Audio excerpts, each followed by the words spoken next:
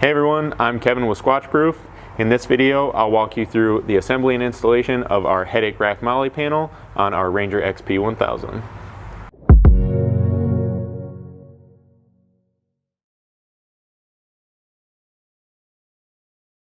So to start out, I just want to give you a quick overview of what you should receive. So you're going to get your actual panel consisting of 3 pieces. The one with the Squatch logo is going to be the center, and then you're going to have 2 symmetric outer sections. You're going to have the 4 larger brackets that will be the lower mounts, and then the 4 smaller brackets that'll be your upper mounts, along with, of course, your hardware. Now there's a couple different ways you can get this installed. If you're going to be doing it with the help of a friend, it's easy enough to assemble all 3 of these pieces flat on a bench or a tailgate or the ground, whatever it may be. And then with the 2 of you, lift it up there onto the vehicle once all your mounting brackets are installed. Since I'm going to be doing it by myself today, we're going to go ahead and get all the mounts installed to the vehicle, and then we'll start with the 2 outer panels and then bolt the center section into them. So we'll start here with the upper mounts. Before those can be installed, you're going to need to remove the 4 M6 bolts here at the back of the roof using a T40 torque socket.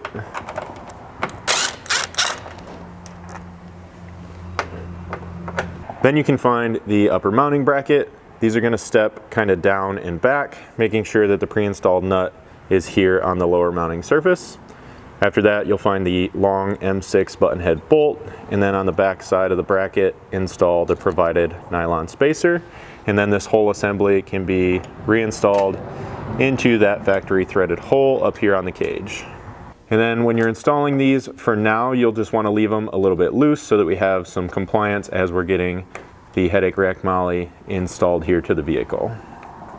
Then lastly up here, we've kind of found with these self-threading bolts that Polaris used, the threads can easily become damaged when they get removed from the cage up here.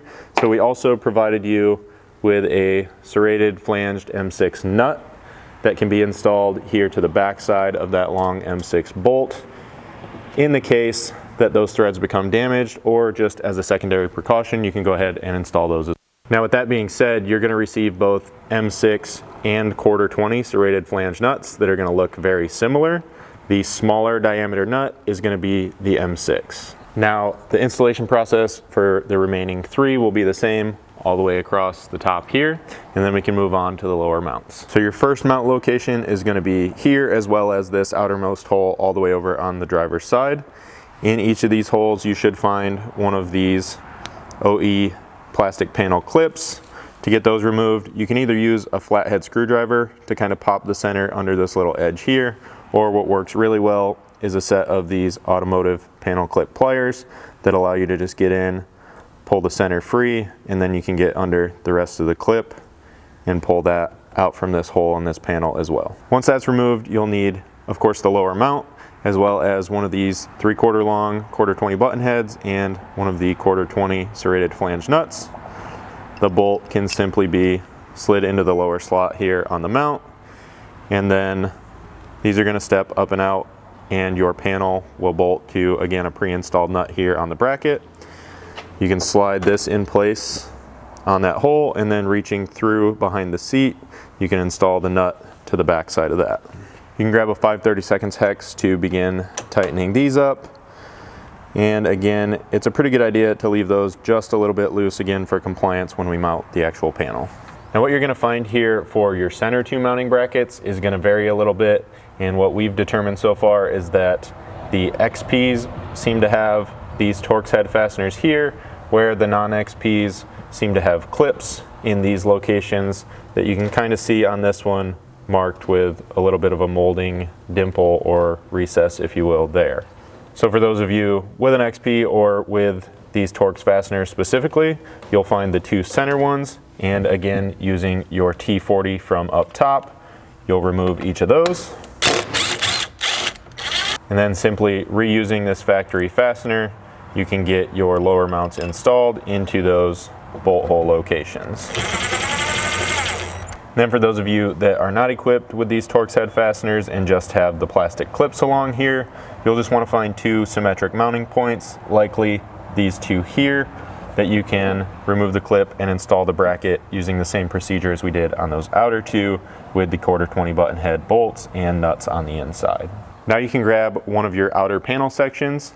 To determine the orientation here, you'll be looking for these two vertical slots. Those are going to be the top, and then in toward the center you'll want these three mounting holes here, because that's where you're going to mount the center panel section.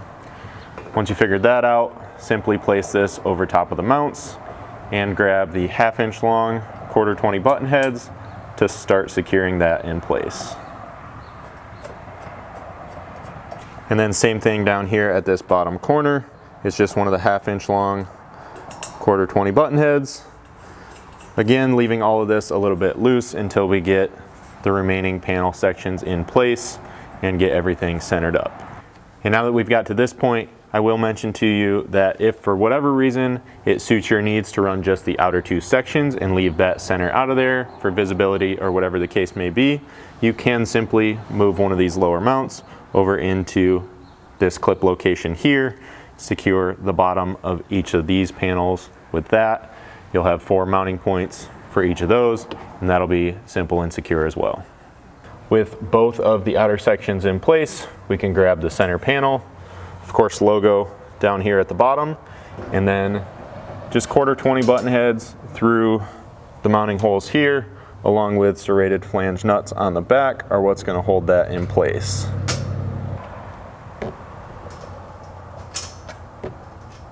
So now you can kind of see why it may be just a little bit easier to assemble the panels themselves on the bench, but also there's obviously plenty of room behind here for access and for me to get my hands in to install these nuts.